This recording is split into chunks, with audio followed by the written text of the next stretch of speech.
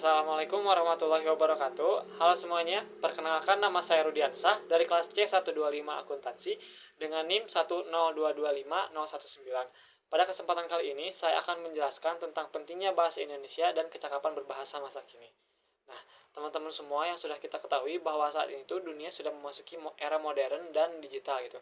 Semua hal seperti komunikasi, berbelanja, belajar, hingga bekerja sudah dapat dilakukan secara online atau digital. Nah, saat ini juga bahasa asing seperti bahasa Inggris, bahasa Mandarin, dan lain sebagainya sudah marak gitu di kalangan Gen Z seperti kita ini. Nah, namun bahasa Indonesia juga harus tetap memegang peranan penting gitu sebagai identitas bangsa kita, sebagai alat komunikasi dan untuk membangun keberlanjutan bangsa Indonesia sendiri.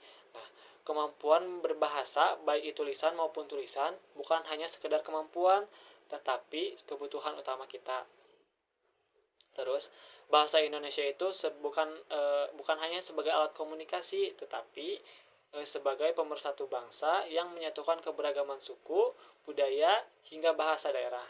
Menurut data Kementerian Pendidikan dan Kebudayaan Republik Indonesia dari tahun 1991 sampai 2019 ada sekitar 718 bahasa daerah di Nusantara.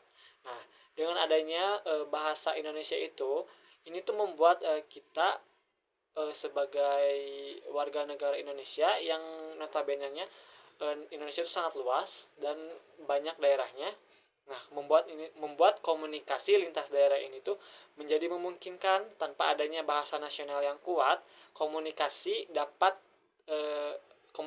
antar wilayah, pendidikan, media, hingga administrasi negara akan menjadi sulit dan rumit.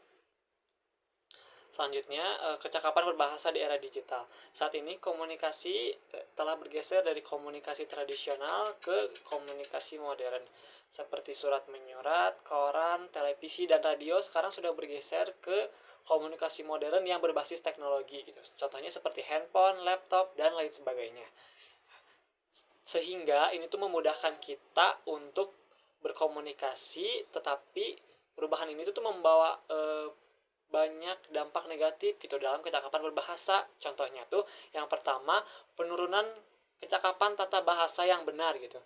Kebiasaan menggunakan singkatan, penggunaan gaya yang informal dan bahasa campur itu menjadi salah satu contoh dampak negatif dari komunikasi digital. Terus yang kedua, melemahkan kemampuan bahasa lisan.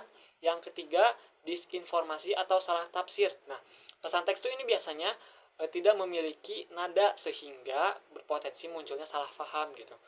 Terus yang keempat, ketergantungan teknologi digital. Terus dengan adanya banyak dampak negatif sehingga kecakapan berbahasa semakin penting gitu. Terutama dalam beberapa hal. Yang pertama, menyampaikan ide atau pendapat dengan jelas. Di dunia kerja atau perkuliahan, tulisan yang membingungkan pasti dapat menimbulkan salah paham. Dengan itu, kita harus bisa memiliki kemampuan memilah kata yang tepat dan merangkai kalimat, serta menyampaikan ide atau pendapat dengan jelas. Lalu, yang kedua, membentuk citra profesional bahasa yang rapi, serta sopan dapat memberikan kesan kompeten yang serta berwibawa. Gitu. Terus yang ketiga, itu ada menyeleksi informasi atau mencegahnya hoax. Nah, dengan adanya kemampuan kecakapan berbahasa juga terhubung dengan kecakapan literasi. Nah, kita juga harus mampu memahami teks dengan analitis supaya mampu memilah informasi yang benar. Nah, terus menumbuhkan kecakapan berbahasa sebagai tugas bersama. Kemampuan kecakapan berbahasa juga bukan sekedar tugas sekolah maupun kampus saja, tetapi semua pihak harus memiliki peranan penting dalam menumbuhkan kecakapan berbahasa ini.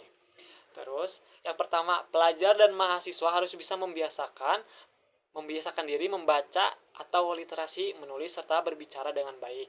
Yang kedua, pendidik harus bisa memberikan contoh penggunaan bahasa yang baik dan benar. Terus yang ketiga, masyarakat umum juga dapat membantu dengan berkomunikasi dengan baik di dunia digital.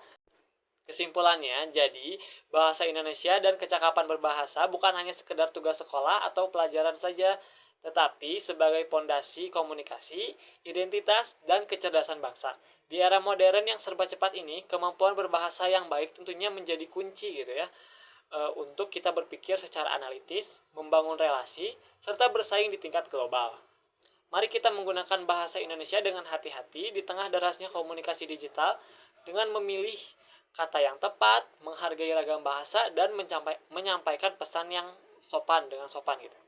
Nah, mungkin cukup sekian yang dapat saya sampaikan. Terima kasih. Wassalamualaikum warahmatullahi wabarakatuh.